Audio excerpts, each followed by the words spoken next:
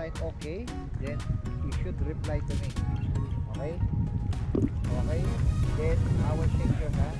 That means you're doing good.